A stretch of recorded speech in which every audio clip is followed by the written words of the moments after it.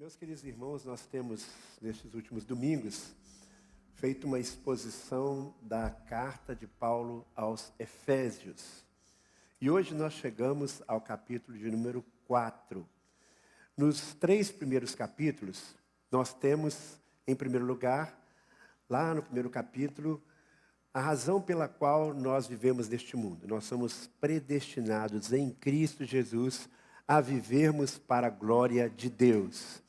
Em seguida, nós temos ainda no capítulo 1, uma oração de Paulo, no sentido de que nós possamos ampliar o nosso conhecimento acerca de Deus, acerca de Jesus Cristo. E aí ele fala da obra de Jesus Cristo em nossa vida. Ele fala que nós antes estávamos mortos os nossos pecados, mas Cristo não apenas nos deu vida, mas Ele vai nos fazer assentar nos lugares celestiais para reinarmos ao seu lado. Em seguida, ele fala sobre a nova humanidade que foi criada em Cristo Jesus, a nova família, o povo de Deus.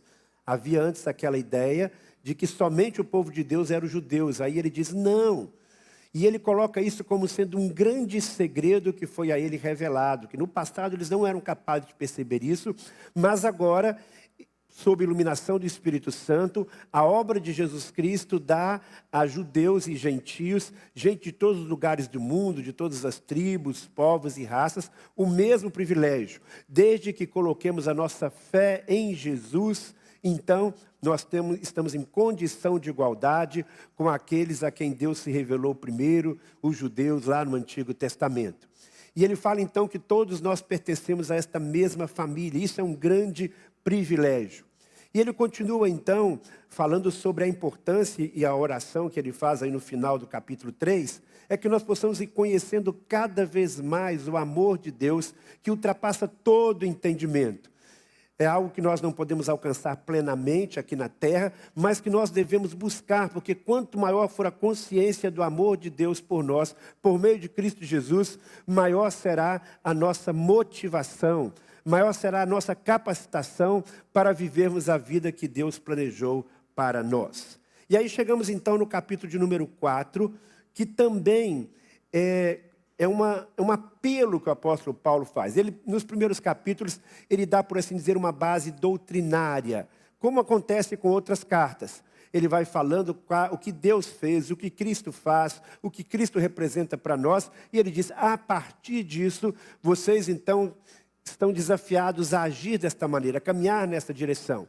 Então, geralmente, a segunda parte das cartas de Paulo são proposições práticas de ações que nós devemos tomar. Embora ele, no meio, coloque também alguns conceitos teológicos importantes, como nós vamos ver hoje.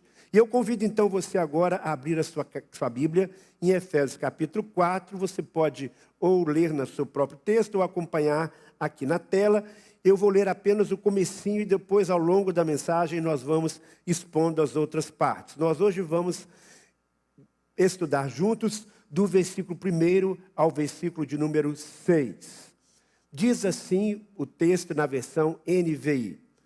Como prisioneiro no Senhor, rogo-lhes que vivam de maneira digna da vocação que receberam. Sejam completamente humildes e dóceis, e sejam pacientes, suportando uns aos outros com amor. Veja só, o apóstolo Paulo começa esta sessão com a expressão rogo-lhes. Ele não está dizendo aqui, eu quero dar para vocês algumas dicas sobre como vocês devem viver. Eu tenho aqui algumas sugestões. Quem sabe vocês poderiam agir desta ou daquela maneira. Não, ele diz rogo. A expressão aqui no original significa um clamor. É mais ou menos aquela mãe que olha para o filho e quer que o filho faça alguma coisa e diz assim, pelo amor de Deus, eu rogo, eu quero muito, eu desejo muito para vocês. O que ele vai expor em seguida. E ele apresenta a sua condição para fazer esse rogo. Ele se apresenta aqui como um prisioneiro no Senhor. Ele não é simplesmente lá em Roma, estando na prisão, um prisioneiro de César. Ele diz, não, eu tenho um vínculo maior, há algo que me aprisiona mais do que essas correntes. Eu sou um prisioneiro no Senhor, eu sou um prisioneiro de Jesus, eu tenho um relacionamento com Ele que é de intimidade. Eu estou preso a Ele, preso pelos laços do amor. Então, esta condição dele de estar preso é que o leva a fazer esse rogo para que eles que estão livres possam andar. Porque a expressão no original aí, que nós lemos que vocês possam viver de uma maneira digna da vocação, nas traduções mais literais, a expressão é andar. Se você ler naquela tradução mais antiga, você vai ler que vocês andem de uma maneira digna da vocação que fostes chamados. Essa expressão andar é uma expressão que Paulo usa muitas vezes. Ele diz, por exemplo, nesse mesmo capítulo, no versículo 17, isto, portanto, digo, que não andeis como também andam os gentios na vaidade de seus próprios pensamentos. E ainda no capítulo seguinte, no versículo 15, ele diz, vede prudentemente como andais, não como nécios, e sim como sábios. Então, Paulo usa esta imagem de nossa vida como sendo uma jornada que nós vamos caminhando na dinâmica do dia a dia. Ele diz que vocês possam andar de uma maneira digna. Poderíamos traduzir isso de uma maneira coerente com o chamado que vocês receberam, com a vocação que vocês receberam. Então, primeira verdade que nós temos aqui, e que eu quero que você leve consigo nessa manhã é, nós somos desafiados a uma vida coerente com a nossa vocação espiritual. Nós somos desafiados a uma vida coerente com a nossa vocação espiritual. É que está escrito aí no texto, que vocês andem, vivem de uma maneira digna da vocação que receberam. Que vocação é esta? Muitas vezes nós usamos esse termo vocação quando alguém tem uma profissão a qual ela se dedica de uma forma assim, extraordinária. Ela ama fazer aquilo. Então você diz, essa pessoa de fato tem uma vocação para isso. Tem uma vocação para ser um médico, tem uma vocação para ser um empresário, tem uma vocação para cuidar de pessoas nessa circunstância. É algo que transcende a responsabilidade que a pessoa tem no seu dia a dia. É algo mais profundo. É algo, por assim dizer, que vem do fundo da alma, que vem de Deus. Então ele está dizendo, vocês têm uma vocação. Mas esta vocação que ele está apresentando aqui não é uma vocação no sentido profissional. É uma vocação que tem a ver com aquilo que Cristo fez. É uma vocação que tem a ver com aquilo que ele vai apresentar a seguir. Ele diz, olha, vocês são filhos de Deus. E vocês têm o dever e o privilégio de se conectarem com Deus. E vocês têm o dever e o privilégio de se conectarem uns com os outros. Então, que vocação é essa? Nós temos uma vocação para mostrar ao mundo a nossa unidade com Deus. Nós temos de Deus uma vocação para mostrarmos ao mundo a unidade entre nós. Então ele diz que vocês possam andar, que vocês possam viver de uma maneira digna dessa vocação. Eu sempre digo aqui, gosto de repetir isso, para mim esse conceito é muito importante. Há pessoas que ficam pensando, o que eu posso fazer, o que eu não devo fazer? O que é permitido, o que é proibido? Até onde eu posso ir de tal maneira a não pecar? Ou se eu passar daquele limitezinho, eu vou estar pecando? Ainda que no Antigo Testamento havia regras muito específicas, no Novo Testamento nós temos princípios gerais. Mas há um princípio que está sobre todos os outros. Você deve andar de uma maneira digna com aquilo que você é. Você deve andar de uma forma coerente, viver de uma forma coerente com tudo aquilo que Deus representa para você. Quando você, então, pensa nessa perspectiva, as coisas vão clareando um pouco mais, cada vez mais. Mas a Bíblia não nos deixa numa total subjetividade. A Bíblia nos mostra algumas atitudes práticas que nós podemos tomar para mostrar essa coerência, que significa uma conexão íntima entre o que você é em Cristo e as suas ações no dia a dia. Então, o que Paulo está nos desafiando nesse texto, e o que nós vamos falar nos próximos domingos, é exatamente isso. Como é que nós podemos viver com coerência esse nosso relacionamento com Deus? Como é que vamos viver no dia a dia uma vida de coerência com aquilo que nós cremos e com a nossa realidade espiritual? Então, nós temos aí 4 virtudes que devemos cultivar. Na sequência do texto, nós lemos então: sejam completamente humildes e dóceis, e sejam pacientes, suportando uns aos outros com amor. Observe só então que o primeiro desafio que nós temos aqui é o desafio da humildade. A humildade não é das virtudes mais admiradas ao longo da história. Não era naqueles dias. Naquele tempo que Paulo escreve esta carta, dentro da cultura romana, ser humilde significava você ser uma pessoa subserviente, completamente subserviente. Era uma palavra usada para os escravos. Aquele escravo bem simples, que chegava diante do Senhor e ficava bajulando o Senhor e tal. Ele dizia: olha, esse tipo de característica você não deve. Se exaltava muito mais a coragem, a força, do que a humildade. Mas Jesus Cristo vem e ele muda isso. É interessante que esse conceito não foi aprendido pela sociedade até os nossos dias. Porque se você analisar bem, quando uma revista, quando um meio de comunicação vai fazer uma reportagem sobre uma pessoa que se destaca em alguma área, um cantor, um músico, um artista, seja lá quem for, dificilmente diz: fulano de tal é humilde.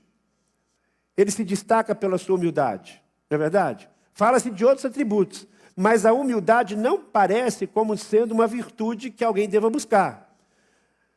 Provavelmente só no contexto da igreja é que a gente levanta isso e aponta isso como sendo uma virtude. Por quê? Porque Jesus Cristo mudou esse paradigma. Jesus Cristo foi alguém que disse: eu sou manso e humilde de coração. A Bíblia diz que Jesus Cristo veio do céu e humilhou-se a si mesmo, tornando-se semelhante a nós, tornando-se servos. Quando Jesus Cristo começa o seu ministério e ele apresenta as bem-aventuranças, quais são as características daquelas pessoas que querem o reino dos céus, ele diz: bem-aventurado os humildes de espírito. E o que isso significa? A pessoa humilde é aquela pessoa que percebe a sua verdadeira condição espiritual. Ela está consciente da sua condição natural e ela não se sente, por isso, superior aos outros, porque ela se percebe como alguém pobre, necessitado. Na verdade, a humildade tem muitas facetas. Por exemplo, a facilidade em reconhecer e admitir os seus erros, porque ela sabe que ela é falha, pecadora. A não exigência de ser tratado segundo o status que o mundo lhe confere. Todos nós estamos numa posição social em que podemos ser mais bem tratados ou não, dependendo do ponto onde nós chegamos, da perspectiva humana. E a pessoa humilde, ela não faz questão de ser tratada à altura daquilo que ela conquistou. O reconhecimento do valor do outro é uma outra característica de quem é humilde. Ele reconhece o valor das outras pessoas, independente do ponto em que elas estão numa escala social. Esta pessoa humilde, ela tem a capacidade de admitir que ela não é dona da razão. Você já viu aquela pessoa que em todos os assuntos ela se acha autoridade? Em todos os assuntos ela tem a última palavra? Para entendermos melhor a questão da humildade, talvez seja bom pensarmos no oposto. O oposto é o orgulho. E a pessoa orgulhosa, então, é aquela que se sente superior às demais. É a pessoa que exige ser tratada de acordo com o seu suposto status. É aquela pessoa que não dá o braço a torcer. É a pessoa que não pede perdão com facilidade. É a pessoa que se gaba de ser a mais inteligente, ou do dinheiro que ela tem, ou do conhecimento que ela adquiriu. E assim confia excessivamente em si mesmo e não em Deus. Por isso que a Bíblia diz que Deus dá graça aos humildes e rejeita aos soberbos. Conviver com esse tipo de pessoa não é fácil. Ter esse tipo de pessoa numa comunidade que deve ser uma comunidade de amor e de fraternidade é muito complicado. Imagine uma igreja que todos fossem orgulhosos. Seria uma confusão tremenda o tempo todo. O pastor não ia fazer outra coisa a não ser apartar conflitos e muitas vezes não teria êxito nesse esforço. A humildade, ela é fundamental em todos os níveis do nosso relacionamento. Basta a gente pensar, por exemplo, no contexto do casamento. Quem aqui já não conheceu um casal em que os dois são, assim, altivos? Eles deixam de se falar durante meses, porque nenhum quer dar o braço a torcer. Eu não vou me rebaixar. Não é assim? Não vou me rebaixar. Eu sei que eu estou com a razão. Foi ele que errou, ele que veio me pedir perdão, ela que veio me pedir perdão. É um problema muito sério. Nós precisamos desenvolver essa capacidade de ser humildes, mesmo quando você lá no fundo acha que você está com a razão, mas você vai atrás, você busca a conciliação. Isso é uma atitude de humildade. Isso é necessário em todas as áreas da nossa vida. E no contexto da igreja, não é diferente. Você é uma pessoa humilde, suficiente, para se alguém lhe questiona ou lhe critica, você para ouvir. Como é que você trata as pessoas que estão, humanamente falando, numa posição hierárquica, aparentemente inferior a você? Você é ágil em reconhecer as suas falhas e pedir perdão? Tudo isso tem a ver com humildade.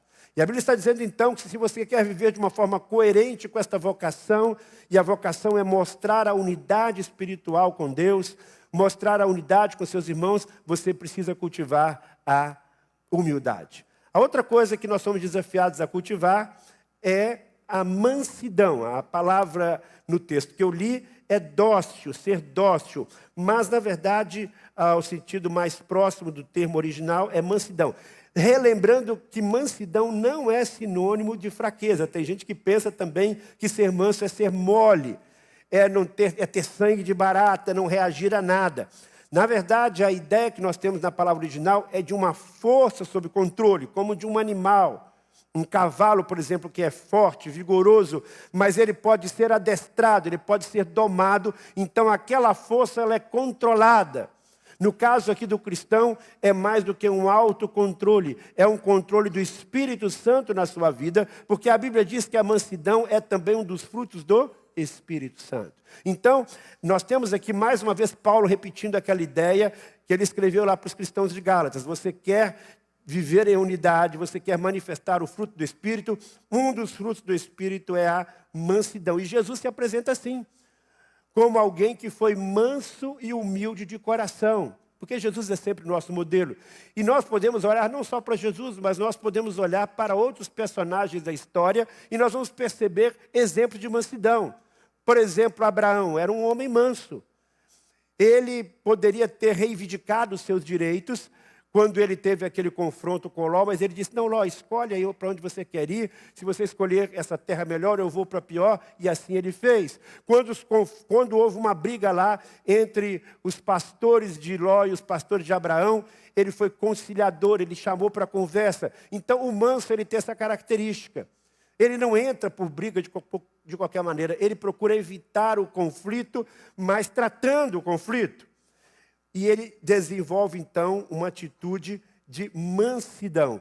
E o apóstolo Paulo, então, faz esse apelo. Olha, para você viver coerentemente com a sua vocação, você precisa cultivar a humildade, você precisa cultivar a mansidão. E isso de uma maneira bem intencional. Ele diz, sejam completamente humildes. É uma busca intensa. Não é mais ou menos humildes. Não é mais ou menos mansos. Em seguida, ele fala de algo que se conecta com tudo isso, que é muito importante na dinâmica dos relacionamentos humanos, que é a paciência. Ele diz claramente, sejam pacientes. Essa palavra paciente significa que você vai suportar uma situação difícil ou uma pessoa difícil. E há muitas pessoas que vivem ao nosso redor que têm o pavio curto. É verdade? É aquela pessoa que explode por coisas que aparentemente são muito pequenas. A grande verdade é o que nos tira do sério é diferente de uma pessoa para outra. Às vezes uma coisa que para você é muito simples, para o outro é um problema muito grande. E na dinâmica do relacionamento você precisa procurar saber, especialmente com as pessoas que estão ao seu redor, o que tira o outro do sério. Não para provocá-lo, mas para evitar as situações em que ele vai sair do sério. E você tem que se analisar também para ver o que interfere para que você não seja tão paciente. Há algumas pessoas, por exemplo, que perdem toda a situação, condição de paciência quando estão cansadas, quando estão com sono, quando estão com fome, quando estão no trânsito. Então, há diversas circunstâncias que interferem nesta nossa capacidade de ser pacientes ou não. Há pessoas que têm paciência com pessoas, mas não têm paciência com coisas. Eu me enquadro nessa categoria. Eu sou mais paciente com gente do que com coisa. Quando eu tenho que fazer uma coisa na internet e aquele negocinho fica girando, girando, girando, girando, e eu não consigo chegar lá. Ou então, quando ele diz, olha, esse código está inválido porque você errou uma letrinha, geralmente eu não tenho muita paciência com isso. Se eu posso terceirizar isso, eu faço. Não é? Talvez seja um problema só meu, mas o fato é que todos nós temos os nossos pontos fracos. O grande problema é que quando isso interfere na dinâmica dos nossos relacionamentos, quando você não é capaz de separar as coisas, quando você fica irritado com o seu chefe, você fica irritado com o cliente, mas você reprime aquilo, aí você chega em casa e descarrega toda essa raiva reprimida nas pessoas que estão ao seu redor. E geralmente é mais fácil a gente ser impaciente com quem está dentro de casa do que com as pessoas de fora. É mais fácil a gente ser impaciente com o irmão da igreja do que com o cliente lá na loja. Né? Tem gente que é assim, tem aquele dissabor lá na igreja, ou tem aquele dissabor num outro lugar, aí chega em casa, desconta no marido, desconta na esposa, desconta no filho, desconta até no cachorro, não é? Mas o fato é que ele não consegue administrar as situações de tensão, ele não consegue ser paciente, e aí às vezes ele explode de uma maneira inadequada. Dentro da família, se isso acontece muitas vezes, vai se criando um clima de tensão. Na igreja, o que acontece muitas vezes é um clima, um ambiente de separação. Eu não vou mais servir nesse ministério, eu não vou mais participar desse grupo, eu não vou fazer mais isso, mais aquilo, porque esse irmão é muito impaciente, eu não aguento a impaciência dele. É mais fácil sair fora, é mais fácil evitar do que administrar. Pastor, eu nunca tive nenhum problema na igreja. A primeira igreja Batista Fortaleza é uma maravilha, não tem problema com ninguém. Provavelmente, se você nunca teve problema com ninguém aqui, você não se envolveu com quase nada. Provavelmente você é daquele irmão que quando o pastor está dando amém, você está saindo ali e chega um pouquinho atrasado. Porque quando você se dispõe a servir, quando você se dispõe a se envolver, você vai ter naturalmente algumas situações de conflito com os irmãos. E é aí que você é desafiado a vivenciar esse princípio da paciência com o seu irmão. Algumas vezes a gente, como pastor, tem que mediar alguns conflitos. E eu sempre digo de lado a lado, tenha paciência. Não leve a coisa a ferro e fogo, não. Porque senão a gente não consegue vivenciar o ideal proposto por Deus. É nessa dinâmica que a gente vai se burilando, é nessa dinâmica que a gente vai se aperfeiçoando. Por isso ele ainda vai mais além, ele é mais específico. Ele diz que vocês possam, a quarta atitude, que vocês possam suportar uns aos outros com amor. Essa é a quarta atitude, amor que suporta. É tolerar sem perder as estribeiras, é tentar entender o outro. Claro que tem o sentido também de dar o suporte, aquele que está mais fraco, você vai lá e chega junto, você ajuda aquele irmão, mesmo aquele que ofende, desagrada. E aí nós temos então esse grande desafio, quando nós lidamos especialmente com o pecado, com o erro do outro, é amar o irmão, é amar a pessoa sem concordar com o seu pecado. Aliás, eu escrevi sobre isso essa semana. Né? Todos nós temos esse desafio de ser como Deus nesse sentido, de abominar o que é errado, de não aceitar o pecado, mas amar o pecador. E isso pode acontecer também no contexto da nossa casa e no contexto da nossa igreja. Você tem sido alvo desse amor assim? Um grande amor pelas pessoas? Se você fizer uma autoanálise bem sincera, você sabe que algumas vezes você está sendo chato mesmo, inconveniente, um tanto egocêntrico, e ainda assim os irmãos continuam cuidando de você? Louve a Deus por isso, mas mude de atitude. E se você, então, tem pessoas difíceis ao seu redor, seja em sua casa, seja no trabalho ou aqui na igreja, peça a Deus a graça desta tolerância. Nós não temos a capacidade de escolher, meus irmãos, quem vem para a igreja. A igreja é uma comunidade com as portas abertas para todas as pessoas. Por isso que nós devemos, então, nos empenhar para viver isto. Não podemos simplesmente dizer, se eu não me dou com fulano, eu simplesmente o bloqueio, eu ignoro. Essa é a atitude normal de qualquer pessoa, mas não é a atitude do cristão, porque somos irmãos em Cristo. Não significa que você tem que se tornar o melhor amigo dessa pessoa, não significa que você tem que todo dia mandar um emoji para ele, não significa que você tem que mandar bom dia, boa tarde, boa noite, mas significa que você deve se esforçar por conviver bem com ele. Não tente convencê-lo de que ele está errado, daquilo que você acredita que ele está errado, e nem o despreze totalmente. E aí nós temos na sequência um desafio muito interessante. O texto diz aí, façam todo esforço para conservar a unidade do Espírito pelo vínculo da paz. Se analisarmos bem, esse é um apelo um tanto paradoxal. Porque Paulo já disse que nós temos uma união indissolúvel por meio de Jesus Cristo. Nós todos fomos lavados com o mesmo sangue, nós todos fazemos parte do mesmo corpo, e é o Espírito Santo quem cria esta unidade. Não somos nós que criamos a nossa unidade espiritual. Não foi você que criou o seu vínculo espiritual com o seu irmão. Foi Deus. Você aceitou Jesus, ele aceitou Jesus. E aí então, se vocês dois aceitaram Jesus, cada um é filho de Deus. Se ele é filho de Deus e você é filho de Deus, vocês são irmãos. Então esse vínculo espiritual que vem por meio da fé e do relacionamento com Jesus, ele é indissolúvel. Há uma união entre vocês no sentido espiritual. Como é que ele está dizendo então? Preserve essa união. Não é que você vai criar essa união, você vai manter, você vai deixar que o mundo veja esta união através dessas atitudes pelas quais nós vimos aqui. É claro que existem outras atitudes, ele dá aqui um exemplo, mas ele está dizendo, vocês devem se empenhar em preservar esta união que já existe. John Stott fala sobre isso de uma maneira muito interessante. Ele diz o seguinte, imagine uma família, a família Silva, o João casou com a Maria, eles tiveram 3 filhos, o Paulo, o Antônio e o José. E aí esses 3 irmãos, o Paulo, o Antônio e o José, eles não conseguem conviver bem. O que entristece muito o casal João e Maria. Embora o casal João e Maria também não vivam muito bem. Vivem as tuas, mas acabaram não se separando. Mas esses 3 irmãos não estão numa família funcional e cada um deles vai para um canto do Brasil e do mundo. E eles vivem isolados, eles não dão notícias. Mas imagine que você fosse um primo desses rapazes. E você gostaria de reunir a família, de fazer um encontro. O que você faria? Você dizia, não vou, estou nem aí, deixa eles para lá. Eles vivem mesmo separados, eles nem são uma família, deixa eles para lá. É assim? Não. Eles são uma família, eles estão desunidos, eles não se conectam muito, mas eles não deixam de ter um laço de sangue entre eles.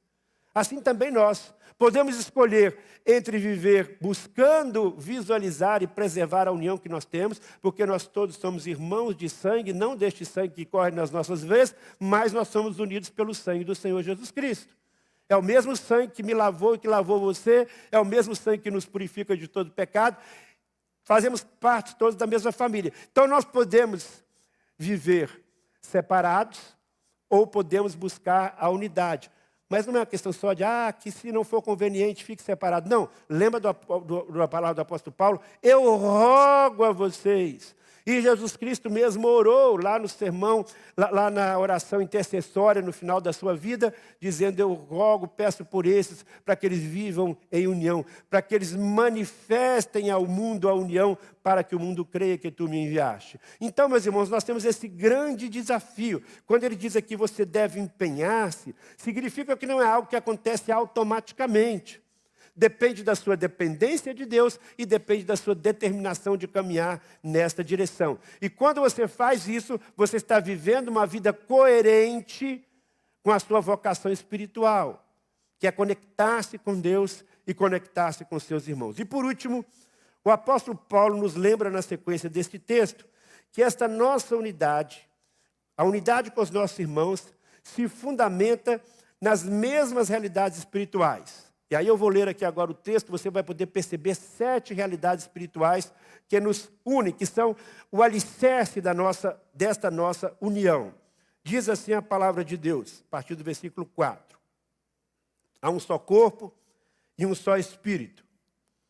Assim também, como a esperança para o que vocês foram chamados é uma só, há um só Senhor, uma só fé, um só batismo, um só Deus e Pai de todos, que é sobre todos, por meio de todos e em todos.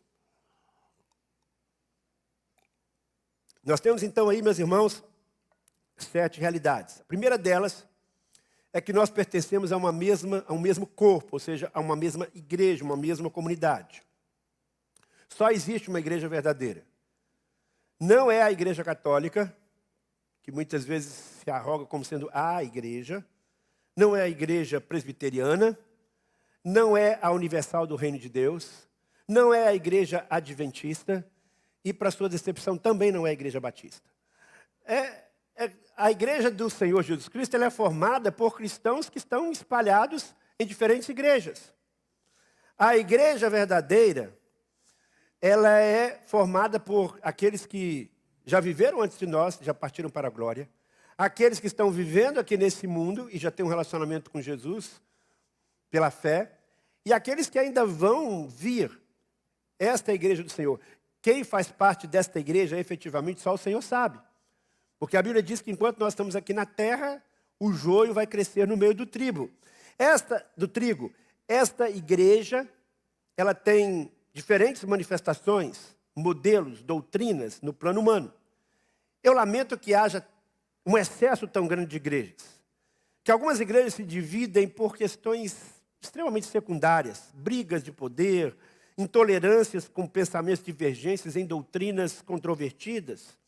E além das grandes denominações que reúnem milhares, centenas de igrejas, nós temos também cada vez mais uma profusão de igrejas independentes, que não se viram a ninguém, não é? E que dizem, a nossa igreja é a melhor. Por que tantas subdivisões? Isso é lamentável. Temos que lembrar que quem nos une no corpo, com um só corpo, e que pertencemos todos ao mesmo corpo, é o Espírito Santo. Por isso ele diz que nós todos participamos do mesmo corpo, e o que nos une a esse corpo é o Espírito Santo. Porque foi o Espírito Santo que nos convenceu do nosso pecado. O Espírito Santo é como uma luz que joga para Jesus e ilumina quem é Jesus, e nós então percebemos quem é Jesus e a Ele buscamos. A função do Espírito Santo é iluminar a obra de Jesus. Então Jesus Cristo agiu na nossa vida. E aí então nós temos uma unidade espiritual, mesmo com as igrejas e com os irmãos que têm práticas e algumas ações diferentes das nossas. Por isso que nós não devemos tratar esses nossos irmãos como nossos adversários. Fomos todos parte da mesma família. Precisamos enfatizar especialmente aquilo que nós temos em comum e não as nossas divergências. Eu estava esses dias olhando o Instagram da igreja e alguém lá fazendo algumas críticas, dizendo, esse congresso tem uma miscelânea teológica, né? Gente de um lado, de um outro. Meus irmãos, né? Nós temos a capacidade de conviver com as pessoas. O fato de ouvir uma pessoa que está falando sobre Jesus não significa que eu vou concordar com ela em todos os pormenores. O que nos une é muito mais do que o que nos separa. Por isso que nós temos que ter essa visão, não no sentido de que nós vamos deixar de ser batistas, não no sentido de que temos que arrancar a placa que nos identifica, mas nós temos que ter uma postura de percepção da presença de Deus e do poder de Deus e da pessoa de Jesus Cristo em outros arraiais. E temos que ter essa capacidade de discernir o que é essencial do que é secundário. E o que é essencial? O essencial é que existe uma única igreja. O essencial é que temos um mesmo Espírito. O essencial é que nós temos uma só esperança. A nossa esperança é o que nos une. Nós temos uma esperança que, embora cada igreja, ou mesmo dentro da própria igreja, haja divergência sobre o que vai acontecer no fim dos tempos. Uns são milenistas, outros são pré-milenistas, outros amilenistas. Um acredita no arrebatamento da igreja num período, outros não. Enfim, não é isso que mais importa. O que importa é que todos temos uma mesma esperança, que Jesus vai voltar, que o seu reino vai se estabelecer, que viveremos com Ele por toda a eternidade, que viveremos em sua presença face a face. É isso que nos une. Todos os cristãos autênticos creem nisso. Na Nova Jerusalém Celestial não haverá placas das ruas. Aqui é a Alameda dos Batistas, ali é o Beco dos Batistas Bíblicos, ali é a Praça dos Presbiterianos, ali é a Avenida dos Metodistas. Não, meus irmãos, você não vai encontrar isso lá no céu. Você não vai nem saber de onde veio cada pessoa, você vai se espantar com algumas pessoas que você vai encontrar lá. Né? Por isso é que a nossa igreja, e creio que cada igreja cristã deveria ter esta abertura. Por isso que nós fazemos parcerias com diferentes instituições e igrejas. Nós temos aqui parcerias com a Cruzada Estudantil para Cristo, uma organização interdenominacional, os Gideões Internacionais, a APEC, a CEPAL e tantos outros órgãos, porque todos somos parte do mesmo reino, temos uma mesma esperança em Cristo Jesus. Porque nós temos um só Senhor. E o cristianismo não é uma religião panteísta, grave bem isso. Não há diversos senhores disputando entre si a nossa adoração. As religiões politeístas que acreditam nisso. Você tem um panteão de deuses, aí cada pessoa escolhe um deus de acordo com a sua necessidade. Ou então o deus daquela região. Até mesmo no catolicismo existe um pouco dessa ideia. Eu tenho os santos, aí eu escolho o santo de minha devoção, que combina mais com a minha vida, com o que eu preciso. A esse eu vou dedicar, a esse eu vou pedir. Não, meus irmãos, o cristianismo verdadeiro diz, há um só Senhor. E esse Senhor é Jesus. E esse Senhor tem ampla sintonia com o Pai e com o Espírito Santo. Você não escolhe, eu vou adorar o Espírito Santo e não vou adorar o Senhor. Ou vou adorar o Pai e vou desprezar o Filho. Não, isso não é possível. Há um só Senhor. Esse Senhor nos convida a viver de forma coerente com a nossa vocação. E a nossa vocação tem a ver com obedecer às ordens desse Senhor em diversas áreas, inclusive na unidade. Jesus não é, então, um entre tantos no reino espiritual. Eu escolho só Jesus e não escolho os outros. Não. Você escolhe só Jesus, porque escolhendo Jesus, você está escolhendo o Pai, está escolhendo o Espírito Santo, porque eles são um. Diz aí o texto que nós temos um só Deus. E o que nos une a esse um só Deus é a nossa fé nele. Temos uma só fé. Repito, a nossa fé, ela não é em um de três deuses. Tenho fé no Espírito e não tenho fé em Jesus. Ou tenho fé em Jesus e não. Porque o Deus Pai, Deus Filho e Deus Espírito Santo, de uma maneira que nós não podemos compreender, estão entrelaçados um no outro, e a obra um do outro se completa, e algumas vezes se funde um ao outro. Nós não escolhemos adorar o Pai excluindo o Filho, nós não adoramos o Espírito sem adorar o Filho, e nós não adoramos o Filho esquecendo do Pai e do Espírito Santo. A fé cristã autêntica nos leva a confiar no amor do Pai que enviou o seu Filho para morrer na cruz, e este Filho nos enviou o Espírito Santo para nos direcionar e nos fazer compreender melhor qual é a obra do Pai e do Filho. O texto diz também que uma outra realidade que nos une, destas 7 realidades, é o batismo. Todos nós sabemos que nós batistas damos muita importância a esta cerimônia linda do batismo. Batismo, no nosso contexto, de acordo com a nossa declaração doutrinária, é um ato simbólico que é feito mediante um mergulhar nas águas. É uma espécie de repetição, porque a palavra batismo já quer dizer mergulho, mas para a gente clarificar mais, a gente diz ainda batismo por imersão. Mas não é esse batismo por imersão que ele está dizendo aqui. Até porque igrejas diferentes têm diferentes formas desse batismo nas águas. Esse batismo a que se refere aqui é o batismo no Espírito Santo. E todos nós somos batizados com o Espírito Santo. Ainda que alguns pensem, olha para a gente meio de escanteio, dizendo, eu não sei, esses batistas aí precisam da segunda bênção. Não, mesmo que eles não acreditem, você pode acreditar, você é filho de Deus, você foi batizado com o Espírito Santo no dia em que você se converteu. Você fez parte desse mesmo corpo, é o que diz lá o apóstolo Paulo, em 1 Coríntios 17, 13. Pois num só Espírito todos nós somos batizados em um só corpo, quer judeus, quer gregos, quer escravos, quer livres. Então, porque todos somos batizados num grupo, no Espírito Santo, o batismo não é um privilégio de alguns cristãos, esse batismo do Espírito Santo, é que nós então fazemos parte do mesmo corpo, da mesma família. E finalizando, temos então um só Deus e Pai. Pai que é de todos, que é sobre todos, por meio de todos e em todos, é o que diz o texto sagrado.